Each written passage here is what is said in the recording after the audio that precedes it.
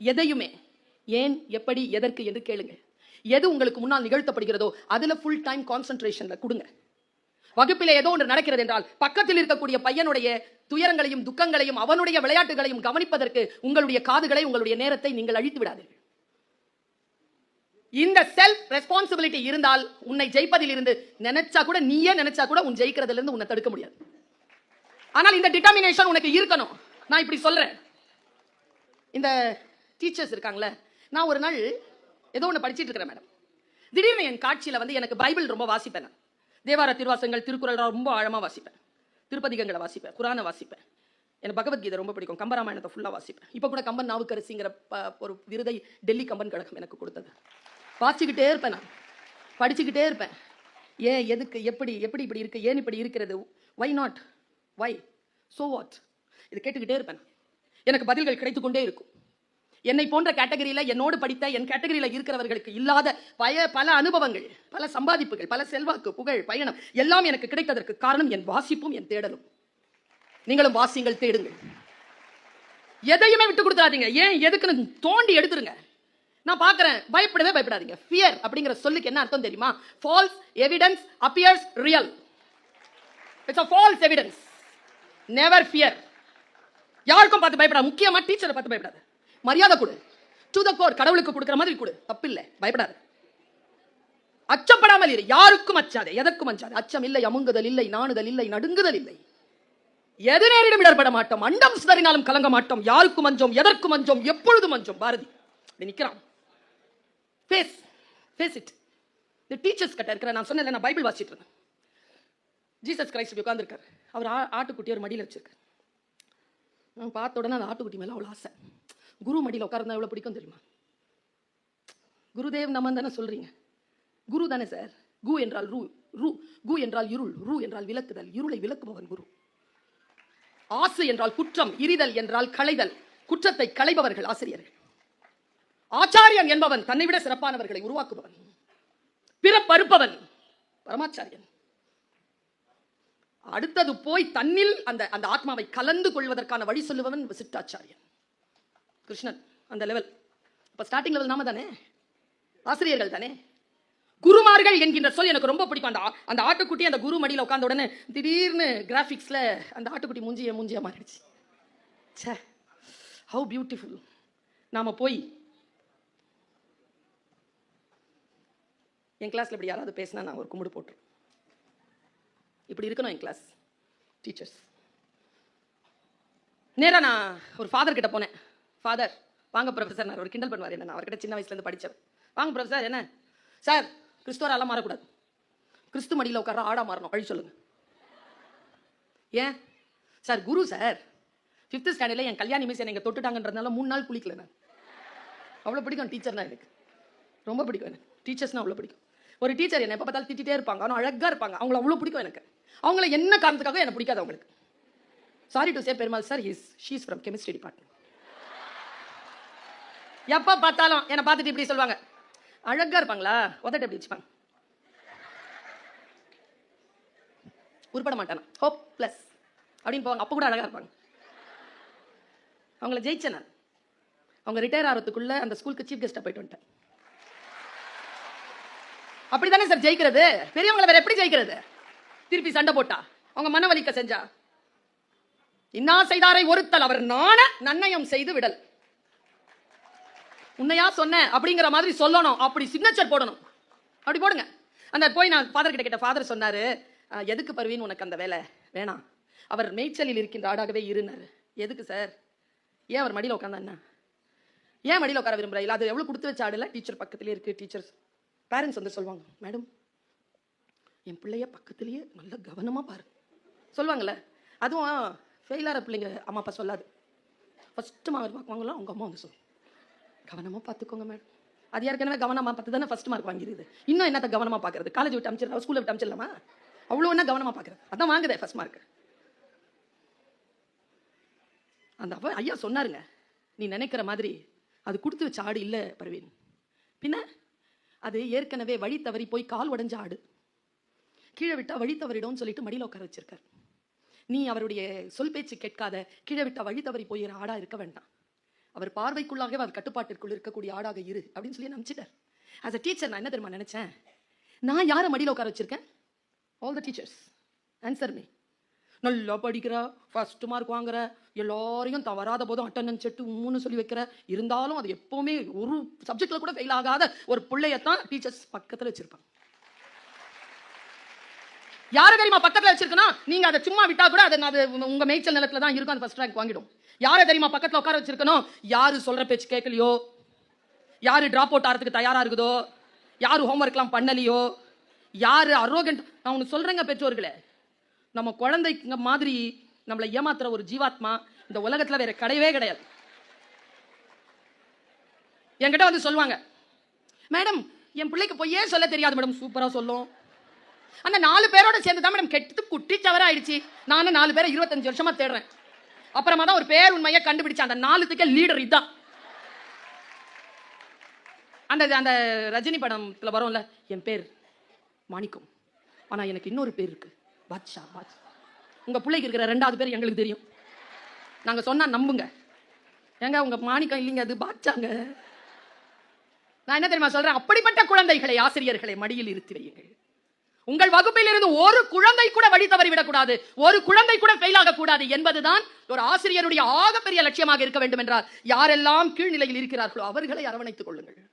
நான் ஒன்று சொல்றேன் சார், கார்த்திகா மேடத்துக்கிட்டே சொல்றேன், பெருமாள் சார் கிட்டே சொல்றேன். ஆண்டு விழாவில் யாருக்கு தெரியுமா பரிசு கொடுங்க? ப்ராக்ரஸ் ரிப்போர்ட் பாருங்க. யார் ஃபெயில் ஆயிட்டு கரெக்டா பாஸ் மார்க் வந்திருக்கானோ அவனை பாராட்டுங்க. சும்மா 9th ஃபர்ஸ்ட் மார்க் வாங்குறது, 10th ஃபர்ஸ்ட் மார்க் வாங்குறது, 12th ஃபர்ஸ்ட் மார்க், அதான் ஃபர்ஸ்ட் மார்க் வாங்கிருச்சு இல்ல, அதை ஏன் அவ்வளவு கொஞ்சறீங்கன்னு எனக்கு தெரியல. நான் இங்க பேச வந்திருக்கிறது ஃபர்ஸ்ட் மார்க் வாங்குற குழந்தைக்கு இல்ல. நான் பேச வந்திருக்கிறது அந்த ஃபர்ஸ்ட் செகண்ட் தேர்டுக்கு பின்னால உட்காந்துருக்குதுங்கல்ல, என்ன மாதிரி.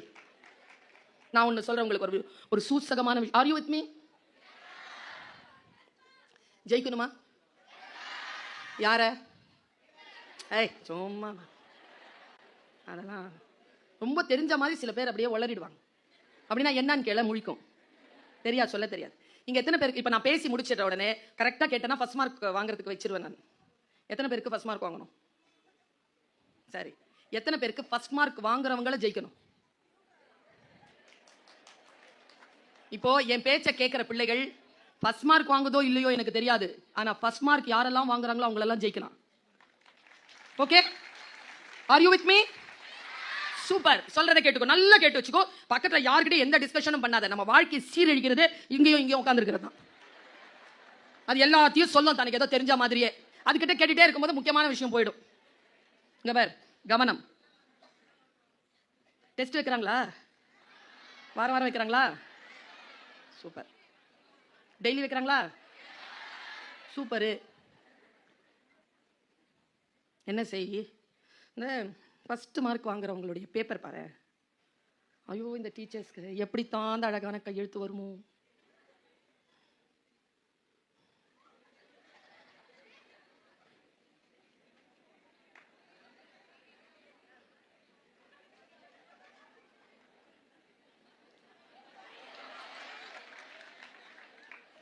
சில டீச்சர்ஸ் இருக்காங்க, சாருக்கு சொல்றேன், மேடம்க்கு சொல்றேன், நான் பிஎட் படிச்சிருக்கேன் மேடம், ரெகுலர்ல. I am a teacher, school teacher, full qualified school teacher. PhD முடிச்சுட்டு யூஜிசிலாம் கிளியர் பண்ணதுனால காலேஜ்க்கு போயிட்டேன்.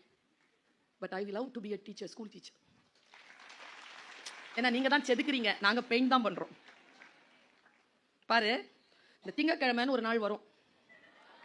எனக்கு ஒரு சந்தோஷம் என்னன்னா திங்கக்கிழமை, வேற எந்த ஒரு ஜாலியும் இல்லை. அன்னைக்கு ஃபர்ஸ்ட் நாளே திங்கக்கிழமை சார்.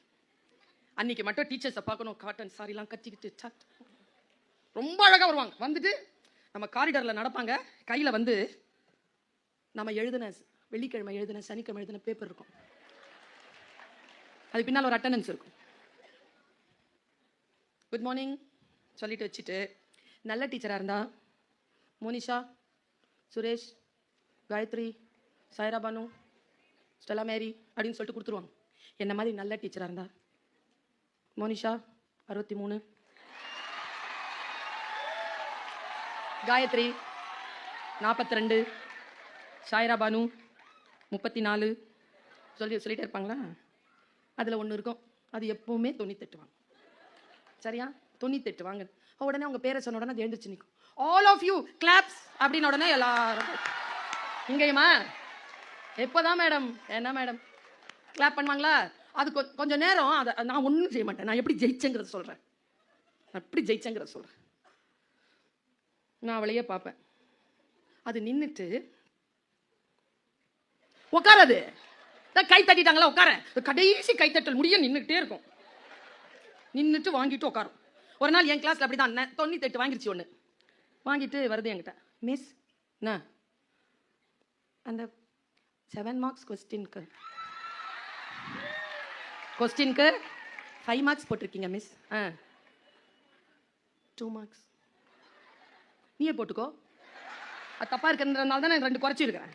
அதுக்கு என்னன்னா அந்த 2 மார்க் கூட போகக்கூடாது, 100க்கு 100 வந்து விழுந்துடணும். அப்படி வெறியோட படிக்கிற பிள்ளைங்க தான் 98 வாங்குது. சரியா? என் கிளாஸ்ல அது திட்டேனா போ அப்படின்னு திட்டேனா, அது போய் உட்காந்துட்டு புழிய அழுவுது. அது பக்கத்தில் ஒன்று உட்காந்துக்கிட்டு கேன்னு சிரிப்பு. நான் அதை கூர்ந்து பார்த்துட்டே இருந்தேன், ஏன் சிரிக்கிறான்ட்டு. அது கேட்குது, ஏன் அழுவுற? 2 மார்க் குறைஞ்சிச்சு, எங்கள் அப்பா திட்டுவார். இந்த மிஸ் வேற திட்டாங்க, அது நல்லா தான் எழுதியிருக்கிறாரு, 2 மார்க் ஏன் போச்சு? சி லூஸு, அழாத. உங்கள் அப்பா கேட்டார்னா அந்த 2 மார்க் எங்கன்னு கேட்டார்னா அழாத, சொல்லு என்கிட்ட இருக்கு. அது மொத்தமாகவே 2 மார்க் அது அதுக்கு போட்டாங்களாமா. நான் ஏன் வந்திருக்கேன் தெரியுமா? எம்ப்ரேஸ் த எக்ஸலன்ஸ் அப்படிங்கிறது. 2 மார்க் வாங்கிட்டு சிரிக்கவும் கூடாது, 98 வாங்கிட்டு அழவும் கூடாது. இந்த பேலன்ஸிங்க தெரிஞ்சுக்கோங்க. வாழ்க்கையில் நான் ஒரு விஷயத்த சொல்றேன் குழந்தைகளே, ரொம்ப முக்கியமான விஷயத்தை என்னுடைய மண்ணின் பிள்ளைகளுக்கு நான் சொல்றேன்.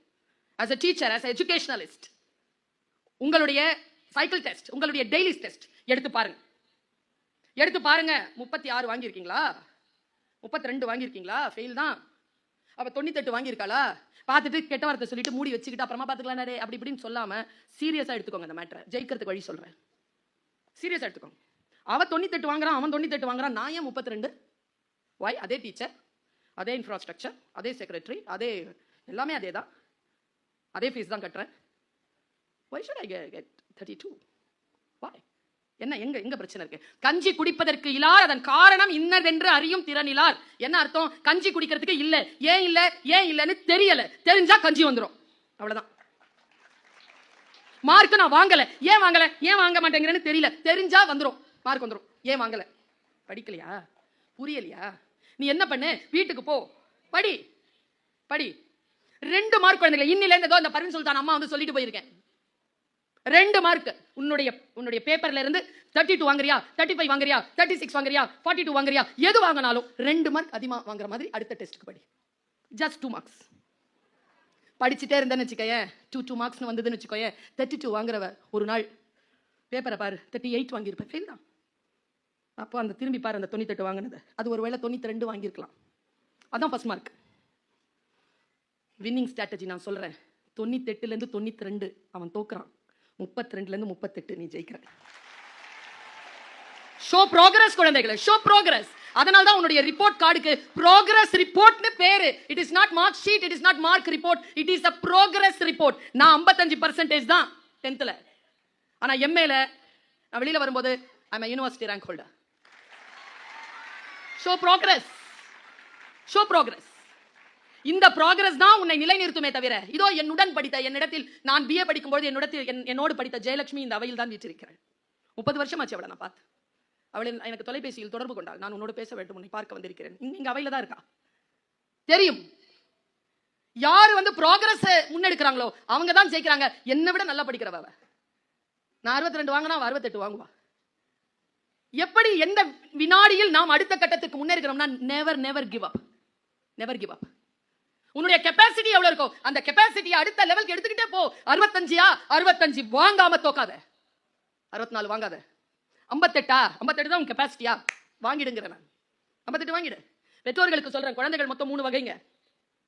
புத்திசாலி யார் தெரியுமா? அந்த 98 அடியே வாங்காது, சூப்பரா ஜெயிச்சுட்டே வந்து நிறைய சம்பளம் வாங்கும். நிஜமா சொல்றேங்க. இந்த 98லாம் எவ்வளவு சம்பளம் வாங்குறாங்க தெரியுமா? படிச்சுட்டாங்கன்னா அடுத்து எப்படி தெரியுமா? என்ன மாதிரி திறமைசாலி. ஓகே படிச்சிடும், அடி வாங்காது, ஆடும் பாடும் பேசும், ஜெயிச்சிரும், தோக்காது. 3வது கேட்டகரி ஒன்று இருக்குது. புளி மூட்டைன்னு பேர் இதுக்கு. அது புத்திசாலியாகவும் இருக்காது, திறமைசாலியாகவும் இருக்காது. அது நம்ம வீட்டில் தான் இருக்கும், நிறைய இருக்கும். நான் ஒன்று சொல்லட்டுமா? இன்னைக்கு அந்த மாதிரியான பெற்றோர்கள் இருக்கிறீர்கள் என்றால் நீங்கள் கொடுத்து வைத்தவர்கள். ஏன் தெரியுமா? இந்த புத்திசாலிகளையும் திறமைசாலிகளையும் நிர்வகிக்கின்ற நிர்வாகிகள் அவர்கள் தான். Have faith on them. Have faith on them. ஒருவேளை அவர்கள் மீனாக பிறந்திருக்கலாம், நீங்கள் மலையேறம் சொல்லி தந்து கொண்டிருக்கிறீர்கள். அவர்கள் மலையேற மாட்டார்கள். ஆனால் கடல் அவர்களுக்கு வாய்க்கின்ற பொழுது உங்களுடைய எலி குஞ்சும் உங்களுடைய மீன் குஞ்சுக்கு முன்னால் தோற்று போகும். உங்களுடைய சிங்கம் கூட தோற்று போகும். ஏன் தெரியுமா? அது கடல். கடலில் மீன் குஞ்சுக்கு தான் நீந்த தெரியும். பார்த்தால் நம்முடைய வாழ்க்கையில் நமக்கு வாய்ப்புகள் கிடைக்கின்ற பொழுது நம் குழந்தைகள் எல்லோரும் ஒரே மாதிரியாக வந்துடணும், ஒரே மாதிரியான விஷயங்கள் வந்துடணும்னு எதிர்பார்க்காதீர்கள். அவரவர்களுக்கு இருக்கக்கூடிய சுதந்திரத்தோடு அந்த குழந்தைகள் அடுத்த கட்டத்திற்கு போகணும். அதற்கு அனுமதியுங்கள். குழந்தைகிட்ட சொல்லிக் கொடுங்க, பல நல்ல விஷயங்களை, அறம் சார்ந்த விஷயங்களை சொல்லிக் கொடுங்க. அவர்கள் நம் சொல் பேச்சை கேட்டு வளர்வதே இல்லை, நம்மை பார்த்து தான் வளர்கிறார்கள். நம்மை பார்க்கிறார்கள். நல்லா சொல்றேன் பாருங்க, என்னுடைய அம்மா அப்பா போல் ஒரு சிறந்த மனிதர்களை நான் வாழ்க்கையில் சந்தித்ததே கிடையாது என்கின்ற அளவிற்கு அந்த அம்மா அப்பா வாழ வேண்டும். கஷ்டம். செல்போன் வச்சிருக்கீங்கல்ல, எதுக்கு பாத்ரூம்க்கு கூட கொண்டு போறீங்க? நான் கேட்டேன் ஒரு சைக்காட்ரிக் கிட்ட, தனியா போக பயமா? நான் சொல்லட்டுமா? அந்த செல்போனை தனியா விட்டுட்டு போக பயம். Stay clear. கணவன் மனைவி சண்டை போட்டுக் கொள்ளலாம், அம்மா அப்பா சண்டை போட்டுக் கொள்ளக்கூடாது. அதற்கு தகுதி அவர்களுக்கு கிடையாது. நீங்கள் உங்களுக்காக இந்த உலகத்திற்கு வரவில்லையா? உங்கள் குழந்தைகளை பெற்றெடுப்பதற்காக இணைந்திருக்கிறீர்கள். பெற்றெடுத்து விட்டீர்கள் என்றால் உங்களுக்கு பெற்றோர் என்று பெயர். நீங்கள் தந்தோர் இல்லை, குழந்தைகளை தந்தோர் இல்லை. வல்ல இறைவனின் பெரும் கருணையாலும் இயற்கையின் பேராற்றலாலும் குழந்தை என்கின்ற வரத்தை பெற்றவர்கள். அதனால் பெற்றோர்னு பேர் நமக்கு. Have gratitude. அந்த குழந்தைகளை எப்படி வளர்க்க வேண்டுமோ அப்படி வளருங்கள். எங்கே கண்டிக்க வேண்டுமோ அங்கே கண்டிப்பு, எங்கே அன்பு செலுத்த வேண்டுமோ அங்கே அன்பு, எங்கே அவர்களுடன் நட்போடு இருக்க வேண்டுமோ அங்கே நட்பு, எங்கே அவர்களுக்கு அறம் சொல்ல வேண்டும். கிருஷ்ணன் மாதிரி இருக்க. கிருஷ்ணன் பாருங்க, கோபியரோடையும் இருப்பான், அவன் அமைச்சரோடையும் இருப்பான், உயர்ந்து நின்று கீதையும் சொல்லுவான். அப்படித்தான் பெற்றோர்கள் என்பவர்கள் மிக உயர்ந்த நிலையில் இருக்கக்கூடியவர்கள்.